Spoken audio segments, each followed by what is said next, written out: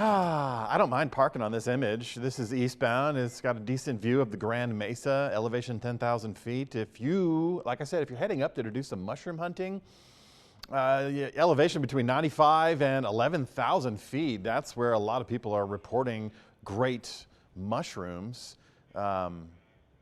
Watch out for those storms. We are still expecting mountain storms to pop up. Right now we have a nice little rain cloud just throwing some shade across the Grand Valley.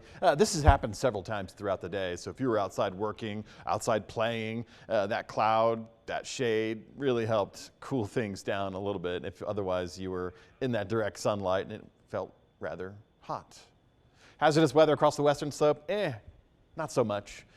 We've had a couple of flood warnings. We've had a couple of flood advisories, mostly in the mountain zones, mostly for storms that are parked overhead and moving through quickly, putting down some rain. Flood advisory in Eagle County right now. If you're an Eagle County resident or you subscribe to Eagle County Alerts, you've probably heard that, but this is just a small little polygon, not for the entire county. I talked about that last night, and I'll go into depth on westernslope.now.com with our weather page, but let's talk temperatures right now, because if you were outside today, it was one of those days, kind of warm underneath that sun. Upper 80s right now in Montrose, mid 90s between Delta and Grand Junction. As far as high temperatures of the day go, well, we haven't hit them yet, but I don't know that we're going to get all that much hotter than these numbers here. And this is about average for this time of the year. And it took getting that high pressure system to swing away from us instead of directly parked above us, which is the heat factory over the Four Corners region. We got this high shuffling to the east a little bit, so we didn't really get heat advisories, excessive heat warnings, and that is occurring in portions of the Red River Valley, parts of Texas,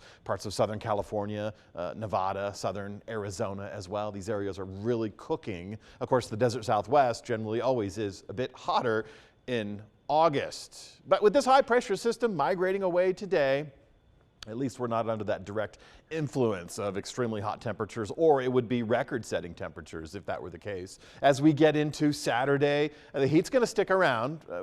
Again, we're not setting records. We're just going to maintain the average and then go plus or minus 1 to 2 over the course of the weekend and into next week. High pressure system still fading a little bit to the east. It's changed its directory. Things are getting a little wonky now. We have a low pressure system in the Pacific Northwest helping to pull this high away. So it's not getting a direct monsoonal tap, but it's enough. And today we're getting those storms widespread across 3 state areas in the Mountain Time Zone and even the Western Time Zone, all with storm motion from the south to the north. So it's not a guaranteed slam dunk for everyone, but right now we're looking at, well, the western slope is in a dry slot right now, but we're looking at storms to the east of us, storms to the west of us as well. Once we get into Saturday, again, that fade off towards the east, northeast with a high pressure system.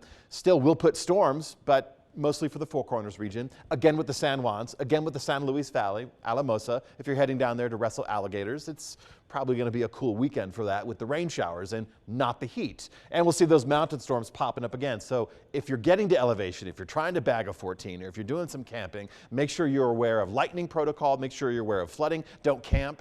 Don't pitch your tent in a low-lying area because likely you'll get some rainwater, some storm water moving through.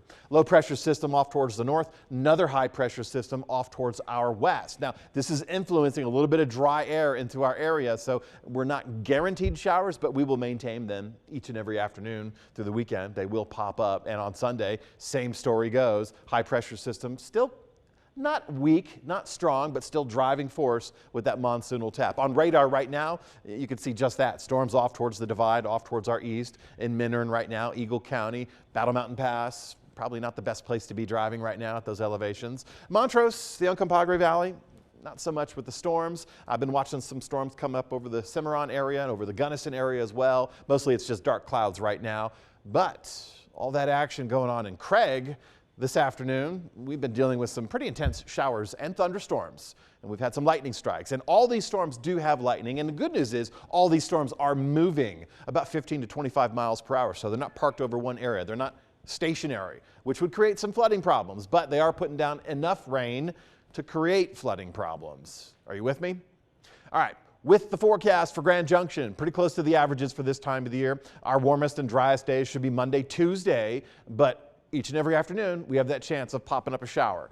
And by the end of next week, we'll return that high pressure system back into that ideal position off towards our east, not a weakened position, actually a strengthened position.